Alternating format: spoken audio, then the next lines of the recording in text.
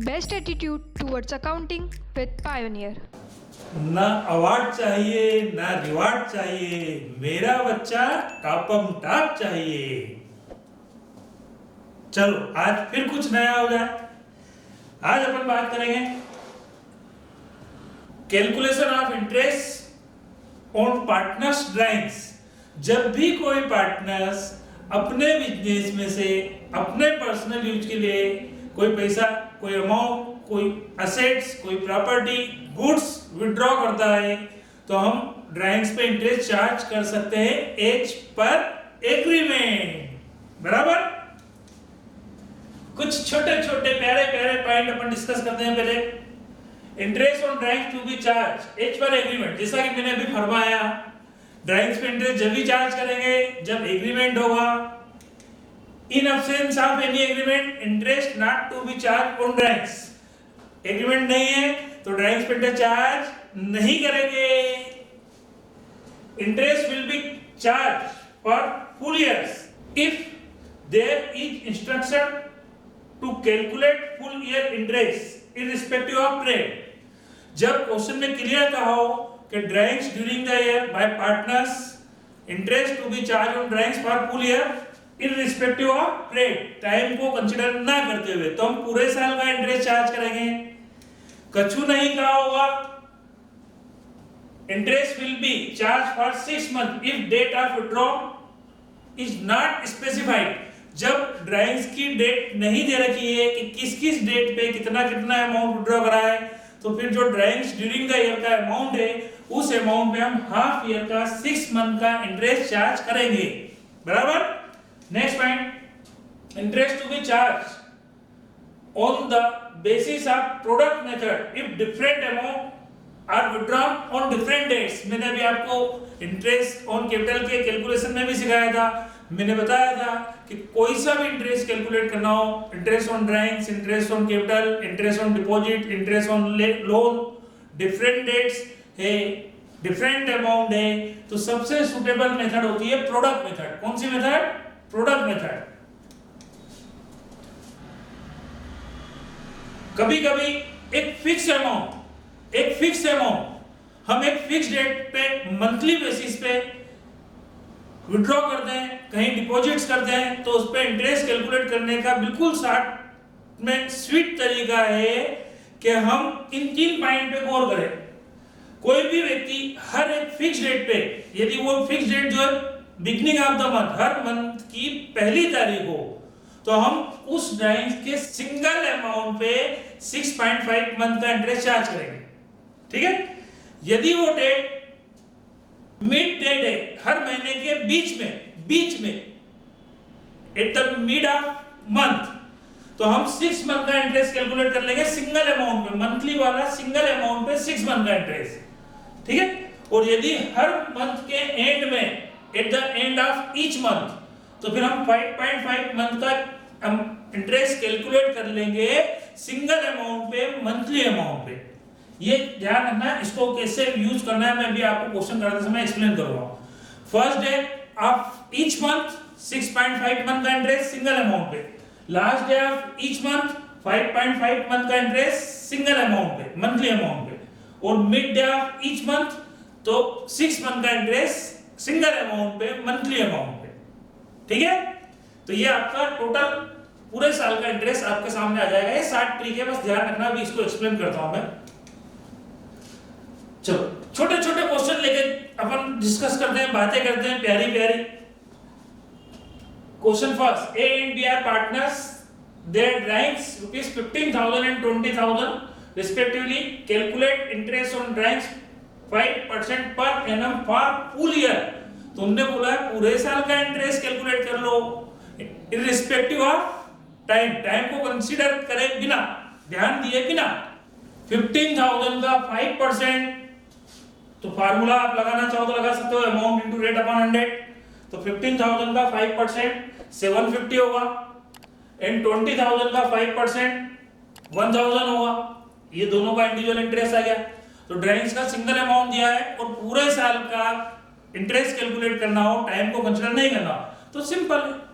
ठीक है। Second point मैंने आपको समझाया था, कुछ नहीं का होगा, ड्राइंग ड्यूरिंग दैट दे रखी है, तो हाफ ईयर का इंटरेस्ट, 6 मंथ का इंटरेस्ट कैलकुलेट करेंगे।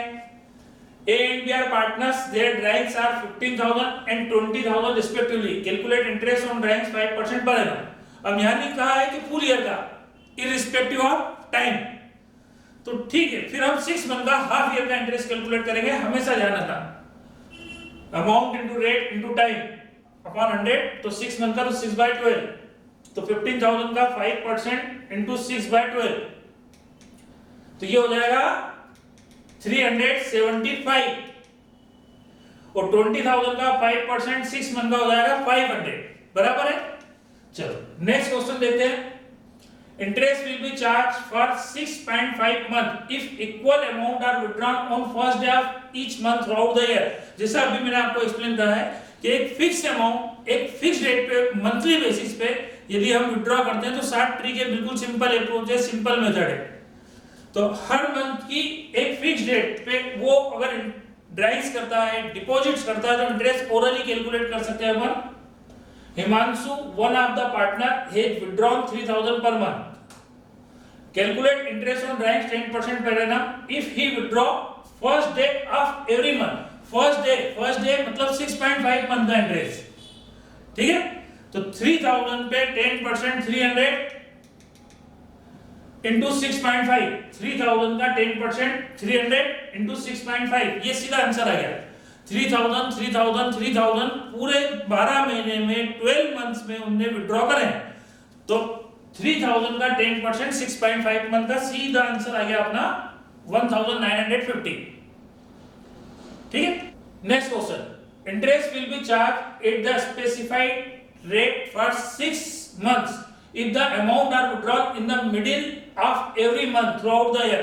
हर महीने, पूरे साल, हर महीने के मिड में अगर कोई व्यक्ति कहीं अमाउंट डिपॉजिट करता है या विड्रॉ करता है तो उस पे इंटरेस्ट हम ओरली कैलकुलेट कर सकते हैं सिंगल अमाउंट पे 6 मंथ का। क्वेश्चन आपके सामने वही है। Himanshu, one of the partner, has drawn 3,000 per month. Calculate interest on drawings at the rate of 10% per month. If he withdrawn in the middle of every month throughout the year, पूरे साल हर महीने के mid में, ना first date पे ना last date पे, मतलब 15 और 16 को, तो अपन ओरली इंटरेस्ट कैलकुलेट कर लेंगे। 3,000 का 10% 300, 6 मंथ का 1,800, 3,000 का 10% 300 इंटू 6 1,800। बात सबको समझ में आ गई। थर्ड पॉइंट, हर महीने की लास्ट डेट पे एंड में, एंड ऑफ ईच मंथ, तो फिर हम 5.5 मंथ का इंटरेस्ट कैलकुलेट करेंगे। क्वेश्चन वही है। Himanshu, one of the partner, drawn 3,000 per month, calculate interest on drawings 10% per annum. He withdrawn on the last day of each month throughout the year, तो ठीक है। तो 3,000 का 10% 300 इंटू 5.5 1,650। तो हमेशा ध्यान रखना, कहीं पे भी कोई इंटरेस्ट कैलकुलेट करना हो, पूरे 12 महीने थ्रू आउट 12 मंथ, यदि एक फिक्स अमाउंट, एक फिक्स डेट को अगर वो विड्रॉ करते हैं, डिपॉजिट्स करते हैं, तो उस पर इंटरेस्ट ओरली हम कैलकुलेट कर सकते हैं सिंगल अमाउंट पे। उतने परसेंट ओरली कैलकुलेट कर लो, और यदि first day of each month है तो 6.5, last day of each month है तो 5.5, और मिड में है तो 6 से मल्टीप्लाई कर देंगे। Next question, calculate interest on drawings. Ranu is a partner during 2023. Ranu withdraw for personal use 8,000 on 1st March, 12,000 on 30 June and rupees 1,000 on 30 September. Compute interest on drawings 6% per annum for the year ending 31st December 23. Year ending 31st December, मतलब हमारा accounting year है जनवरी to दिसंबर। तो मैंने आपको सिखाया है different amount different dates हो तो कोई भी इंटरेस्ट प्रोडक्ट मेथड से इजीली कैलकुलेट कर सकते हैं। बेटर मेथड है प्रोडक्ट मेथड। तो डेट, अमाउंट, टाइम, अमाउंट का टाइम के साथ मल्टीप्लाई करने का तो ये हो जाएगा प्रोडक्ट, बराबर है ना। सबसे पहले Ranu withdraw for personal use rupees 8,000 on 1st मार्च, तो 1st मार्च 8,000। अब 8,000 पे इंटरेस्ट हम कैलकुलेट करेंगे तो कितने मंथ का होगा, तो 1st मार्च टू 31st दिसंबर, 10 month बराबर 12,000 ऑन 30 जून 12,000 तो 30 जून से लेकर 31 दिसंबर 6 मंथ तो 12 into 6 and 1,000 on 30 सितंबर तो 1,000 30 सितंबर तो 30 सितंबर अक्टूबर नवंबर दिसंबर 3 मंथ तो अमाउंट का टाइम के साथ मल्टीप्लाई कर देंगे तो ये हो जाएगा प्रोडक्ट तो 8,000 into 10 80,000 12,000 into 6 72,000 1,000 into 3 3,000 टोटल लगा लेंगे अपन 1,55,000। अब प्रोडक्ट मेथड से इंटरेस्ट कैलकुलेट करने के लिए सिंपल सा फार्मूला जो अपन ऑलरेडी देख चुके हैं, interest is equal to product into rate upon 100 और अपॉन में 12 से डिवाइड करना है क्योंकि अपन ने मंथ से मल्टीप्लाई तो इंडिविजुअल फिगर को कर दिया है। तो प्रोडक्ट मेथड से इंटरेस्ट जब भी कैलकुलेट करेंगे तो प्रोडक्ट की total into rate upon 100 upon में 12 तो 1,50,000 into 6 डिवाइडेड बाय 100 और डिवाइडेड बाय 12 इंटरेस्ट का अमाउंट होगा 775 बराबर है। तो डिफरेंट अमाउंट डिफरेंट डेट्स जब भी आएगी तो प्रोडक्ट मेथड से इंटरेस्ट कैलकुलेट करेंगे। कछु भी इंटरेस्ट हो, चाहे इंटरेस्ट ऑन ड्राइंग्स हो, चाहे इंटरेस्ट ऑन कैपिटल हो, चाहे इंटरेस्ट ऑन लोन हो, चाहे इंटरेस्ट ऑन डिपॉजिट्स हो। नेक्स्ट क्वेश्चन करते हैं, ड्राइंग्स अगेंस्ट प्रॉफिट। तो ड्राइंग्स का मतलब क्या होता है?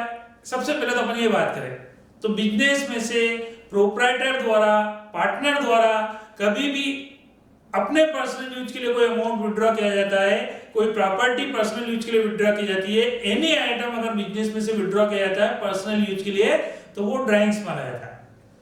तो आपने जो अपने बिजनेस में से जो ड्राइंग्स करी है, क्या सोच के करी है, किस उम्मीद से करी है? तो भैया अच्छा कमा रहा है और कमा रहा है तो घर खर्च के लिए पैसे की जरूरत पड़ती है, तो हर साल कमाई हो रही है तो हम घर खर्च के लिए थोड़ा थोड़ा पैसा निकालते जाते हैं जो कमाई हो रही है उसमें से। मतलब वो जो ड्राइंग्स हम कर रहे हैं ये सोच के कर रहे हैं कि जो कमाई हो रही है उसमें से हम घर खर्च के लिए पैसे निकाल रहे हैं, तो वो कहलाता है ड्राइंग्स अगेंस्ट प्रॉफिट। क्या कहलाता है? Drawings against profit. Normally drawings का मतलब ड्राइंग्स अगेंस्ट प्रॉफिट ही माना जाता है बराबर। और नंबर 2, कभी कभी कोई बिजनेसमैन अपने बिजनेस में से ये सोच के पैसे निकालता है कि यार मैंने इतने पैसे निकाल रखे हैं, लगा रखे हैं बिजनेस में, अब मेरे को पर्सनल पर्पस से फंड की जरूरत है तो मैंने जो पैसे लगा रखे हैं उस अमाउंट में से मैं अपने पर्सनल यूज के लिए कुछ फंड निकाल लेता हूं, भले ही प्रॉफिट हो या नहीं हो, मैं तो मेरा पैसा निकाल के ले जा रहा हूं, तो कुछ अमाउंट को विड्रॉ कर लेता है तो वो कहलाता है ड्राइंग्स अगेंस्ट कैपिटल। तो जो भी ड्राइंग्स होती है वो या तो ड्राइंग्स अगेंस्ट प्रॉफिट मानी जाती है या वो ड्राइंग्स अगेंस्ट कैपिटल होती है बराबर।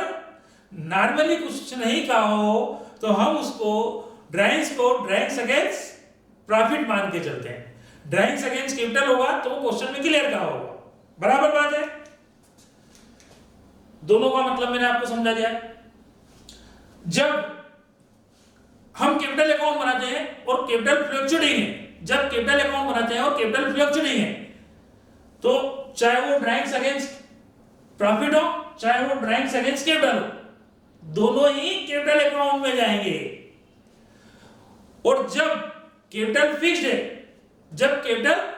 है तो हम ड्राइंग्स अगेंस्ट प्रॉफिट को करंट अकाउंट में लिखेंगे, ड्राइंग्स अगेंस्ट प्रॉफिट को करंट अकाउंट में ट्रांसफर करेंगे और ड्राइंग्स अगेंस्ट कैपिटल को कैपिटल अकाउंट में ट्रांसफर करेंगे। ड्राइंग्स अगेंस्ट कैपिटल को कैपिटल अकाउंट में ट्रांसफर करेंगे।